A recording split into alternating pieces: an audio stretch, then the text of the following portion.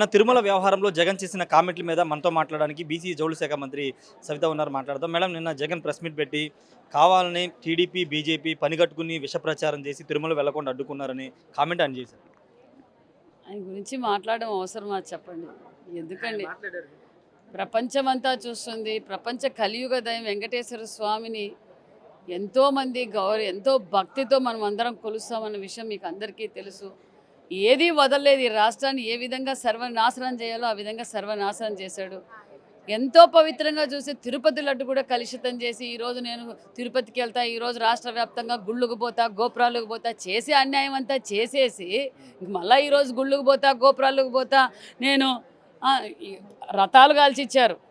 ఏమి ట్రస్ట్ పద్ధతిగా నడిపేదాన్ని అన్యాయప్రతం చేశారు. దేవుని మాన్యం కొట్టేశారు. ఇంకా వాళ్ళు ఏదో గుడికి పోతాం, దోపర పోతాం, ఇవన్నీ వేస్ట్ అండి. అంటే నా పరిస్థితి ఇలా ఉండి ఇంకా రాష్ట్రంలో దళితుల పరిస్థితి ఏంటి? వాళ్ళు అసలు తిరుమలకు వెళ్ళగలరా అని ఒక ప్రశ్న. ఇప్పుడు సోనియా గాంధీ గారు వెళ్ళారు, అబ్దుల్ కలాం గారు వెళ్ళారు. ఎవరైనా వద్దన్నారా? చంద్రబాబు నాయుడు గారు ఆయన వెళ్ళొద్దన్నారా? చెప్పండి. దానికి ఒక పద్ధతి ఉంది, ఒక బోర్డు ఉంది. ఇప్పటి వరకు దాన్ని భ్రష్టు పట్టించారు. చంద్రబాబు నాయుడు గారు దాన్ని ప్రక్షాళన చేస్తున్నారు. పద్ధతి ప్రకారం వెళ్ళండి. ఎవరు వద్దన్నారు? లక్షలాది మంది రోజు దర్శనానికి వెళ్తున్నారు. మరి ఈరోజు ఏమైనా డిక్లరేషన్ తీసుకోమనండి, తప్పేముంది? ఏ సోనియా గాంధీ గారు తీసుకోలేదా? అబ్దుల్ కలాం గారు తీసుకోలేదా? ఎంతమంది పెద్దలు తీసుకోలేదు? మరి ఈయనేం గొప్ప? దేవుని దగ్గర అందరూ సమానమే కదా. మరి ఆయన వెళ్ళలేక ఈ డ్రామాలు ఆడుతున్నాడు. ఈ డ్రామాల రెడ్డి, రంగుల రెడ్డి సంగతి ప్రజలందరికీ అర్థమైపోయింది. ఇంక దాని గురించి దేవుడే చూసుకుంటాడు. దగ్గరలోనే ఏం పనిష్మెంట్ ఏమనేది కూడా తెలుస్తుంది. నేను షర్మిలో కామెంట్ చేశారు, మన వాళ్ళు దీక్ష కూడా చేశారు. 100 రోజుల పాలన డైవర్షన్ చేయడానికి లడ్డు వ్యవహారం తీసుకొచ్చినారు. హామీలు ఒక్కడు కూడా అమలు చేయట్లేదు.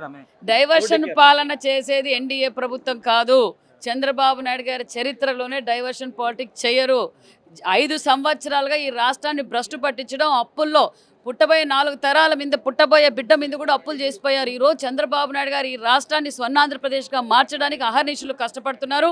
అదే విషయం ప్రజలకు సంపూర్ణమైన నమ్మకం ఉంది. ఒక పక్క ఏదైతే మేము పెన్షన్ ఇవ్వగలమన్నాము, ఏప్రిల్ 1వ తారీఖు నుంచి మేము పెన్షన్ ఇచ్చాం, ల్యాండ్ టైటిలింగ్ రద్దు చెప్పాం.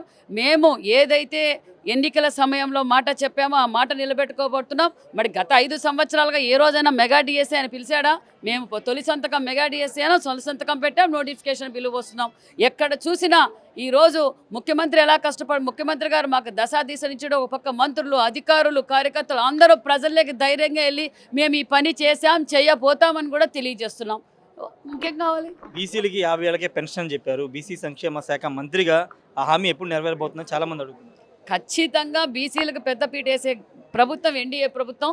అన్న నందమూరి తారక రామారావు గారు పార్టీ పెట్టి నుంచే బీసీలు ఈరోజు అన్ని రంగాల్లోనూ ఉన్నారంటే అది తెలుగుదేశం ప్రభుత్వం అని తెలియజేయాలి. ఇప్పుడు కూడా మేము ఏదైతే బీసీలకు 50 సంవత్సరాలకే పెన్షన్ అన్నాం, కార్పొరేషన్లు ఏర్పాటు చేయబోతున్నాం, బీసీ భవన్లు కట్టబోతున్నాం, బీసీలకు పెద్దపీట వేయబోతున్నాం.